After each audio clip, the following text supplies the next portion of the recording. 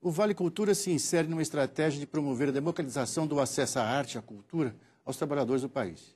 O quadro que se tem hoje é preocupante, uma vez que poucos brasileiros frequentam cinemas, leem livros ou frequentam espetáculos de música, teatro ou dança.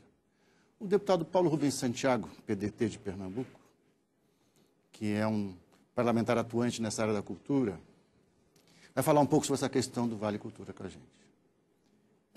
A gente já ouviu falar, quer dizer, tem saído um pouco na imprensa, tem havido alguns debates, mas eu acho que ainda faltam mais informações sobre o Vale Cultura. Como é que ele vai funcionar basicamente, deputado? Explica isso para a gente. O Vale Cultura é uma ferramenta que vai estimular o consumo de serviços e de produtos culturais. As empresas se cadastrarão e, a partir desse cadastro, elas poderão entregar aos seus trabalhadores, com renda até 5 salários mínimos, um cartão magnético no valor de R$50 mensais e poderão deduzir 1% até do lucro real como mecanismo de incentivo fiscal. Agora, se você, de um lado, tem o estímulo para o consumo, nós vamos ter que cuidar também, através de outras ferramentas de política cultural, do estímulo à produção, à circulação de bens culturais. Muitas pessoas podem hoje receber o Vale Cultura e no seu município você não tem um cinema, você não tem um teatro. Quando passa uma companhia de teatro ou de dança, é uma vez perdida, uma vez no ano. Então, ao lado do incentivo ao consumo, nós temos que trabalhar a multiplicação dos instrumentos de produção cultural.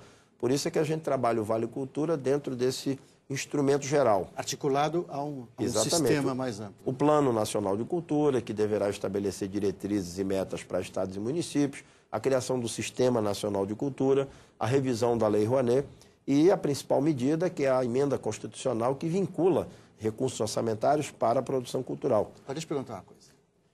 Você está falando uma questão, agora levantou uma questão interessante, que é: a maior parte dos municípios brasileiros não tem sala de cinema, nós sabemos disso. São os sem cinema. São sem cinema. A maior parte das cidades brasileiras não tem livraria ou ponto de venda de livro. Mas a maior parte das cidades tem uma pequena rodoviária ali, um ponto do ônibus, onde encosta o ônibus que vai para a cidade maior, para a capital, e ali tem um pessoal vendendo CD, DVD pirata. Eu de porte, tendo meu cartão, meu Vale, posso usar o Vale Cultura, eu posso comprar esse CD, esse DVD, porque no fundo o CD é o que está mais acessível a todos nós. Eu vou poder comprar ou não? Nós temos a preocupação tanto quanto com os CDs e os DVDs, que são produtos de massa, também com certos tipos de espetáculos que circulam mais do que outros. Sim. Certas áreas da música, porque tem atrás toda uma grande estrutura, produzem mais, circulam mais. Eu até respondi a jornalistas de Pernambuco sobre Vale Cultura ou Vale Pagode, sem nenhum preconceito contra o pagode. Mas então temos que ter o cuidado de não dar esse instrumento para os trabalhadores, que também contribuirão com até 10% da sua renda, e terminar incentivando o consumo de áreas que já são as áreas predominantes da indústria cultural de massas. A área fonográfica, a área até da literatura. Hoje muitas bancas de revistas já vendem alguns clássicos da literatura brasileira. Aqueles pockets, né? Aqueles Exatamente. Livrinhos. Há até máquinas aqui no estado de São Paulo, na cidade de São Paulo, no metrô, onde livros são vendidos a 8, a 9, a 10 reais. Então, ao lado do instrumento Vale Cultura para fortalecer o consumo de bens culturais, deverá haver toda uma estratégia da União Federal dos Estados e Municípios, ou com recursos do orçamento, ou através de incentivo à cultura local, para aumentar a produção e a circulação de bens. Estados como Bahia, Minas Gerais, Amazonas, Pará, estados gigantescos, maiores do que alguns países europeus. Como é que o produto cultural vai chegar lá naquela cidade do sertão baiano, lá naquela cidade do sertão do Araripe, lá próximo de Pernambuco e do estado do Ceará? Como é que vai chegar lá naquele município de uma região ribeirinha no interior do Amazonas? Embora trabalhadores, no projeto, só os trabalhadores assalariados com carteira assinada seriam beneficiados pela adoção do Vale Cultura. Deputado, não iria acontecer de que as regiões brasileiras, você falou agora do Norte, você citou agora os Estados do Norte, tem dimensões continentais, né? Mas essa questão do Vale Cultura, em estados como São Paulo, Rio, Minas Gerais, Paraná, Rio Grande do Sul, essa área que a gente sempre, na área de cultura, o pessoal fala, são os privilegiados, os que ficam com os maiores recursos, não é?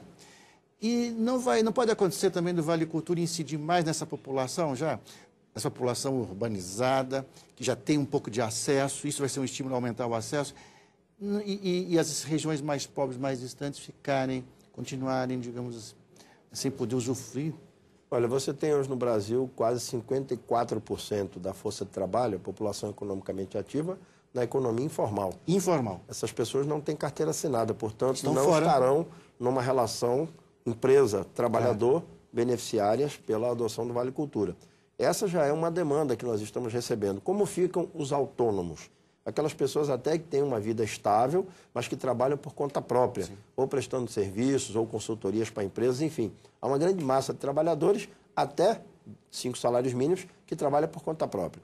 Como ficam os trabalhadores rurais, que trabalham na sua própria propriedade, com agricultura familiar, cidades inclusive de médio e grande porte, que ainda têm uma grande extensão rural. Como ficam os servidores públicos, não estão previstos no projeto para serem beneficiados pelo Vale Cultura. Nós vamos discutir com o Ministério da Cultura, vamos discutir com a Receita Federal a possibilidade de ampliarmos esse leque de renúncia fiscal. E também que a participação do trabalhador seja diferenciada. O projeto admite até 10% de contribuição do próprio trabalhador, que ganha até 5 salários mínimos, mas um trabalhador que ganha 1 salário mínimo, 1,5 salário, 2 salários mínimos, não pode ser, digamos, tributado, ter uma parcela de contribuição para o Vale Cultura no mesmo patamar daqueles que ganham até 5 salários mínimos. São alguns dos aspectos que nós estamos analisando na proposta do Vale Cultura. O senhor falou agora, eu estou fazendo perguntas porque eu estou curioso em relação a isso, acho que o nosso telespectador fica também pensando e querendo saber mais. O senhor falou agora, funcionário público.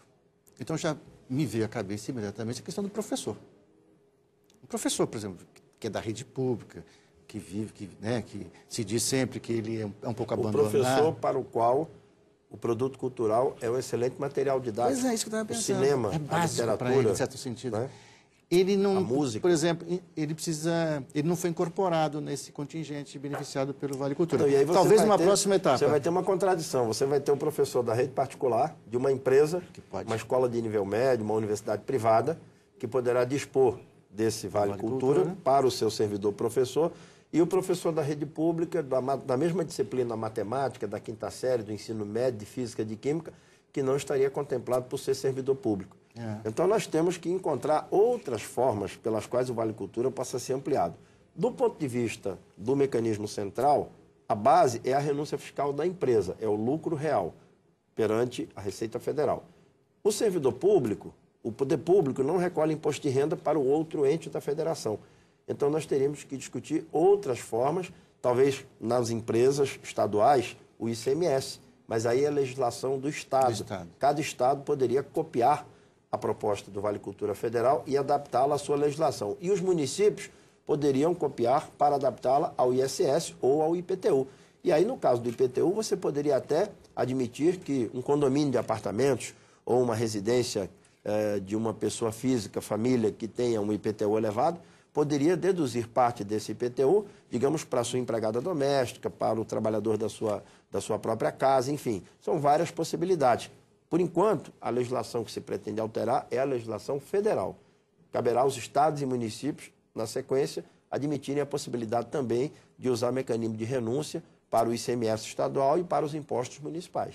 A gente está na reta final e eu queria te perguntar 2 coisas. E quero pedir o seu poder de síntese e concisão. O produtor cultural, o que acha da ideia?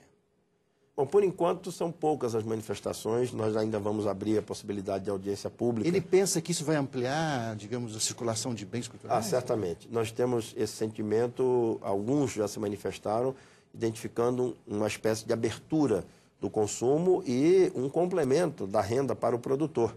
Se você tem a possibilidade de grandes empresas, bancos, empresas metalmecânicas, metalúrgicas, empresas, grandes redes de supermercado, grandes lojas de departamentos, poderem oferecer para os seus trabalhadores esse benefício, isso vai fazer com que esses trabalhadores sejam, então, uma grande massa nova de consumidores culturais.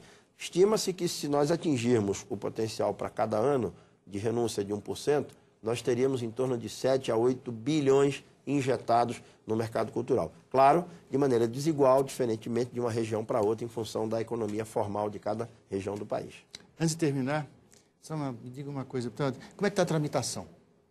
Quer dizer, o senhor acredita que num curto prazo se resolva, se aprove o plano de cultura? Não, nós queremos trabalhar com a possibilidade Vale Cultura, de trabalhar conjuntamente com os outros deputados relatores na Comissão do Trabalho, na Comissão de Constituição e Justiça, e, ao mesmo tempo, fazer audiências públicas. Já teremos uma audiência no estado de Pernambuco, que é o meu estado de origem, e vamos discutir com o Ministério da Cultura audiências no Rio e em São Paulo, mas curtinhas, quintas e sextas-feiras, para que possamos ouvir os produtores culturais, tendo a certeza de que esse projeto pode aumentar o nível de consumo da cultura, mas ele tem que ser acompanhado por investimentos para o aumento da produção e da circulação dos bens culturais em todo o território nacional. Exatamente. Deputado Paulo Santiago, muito obrigado pela sua Eu que vinda. agradeço. Até a próxima. E você também que nos acompanhou, muito obrigado pela sua presença. Até a próxima.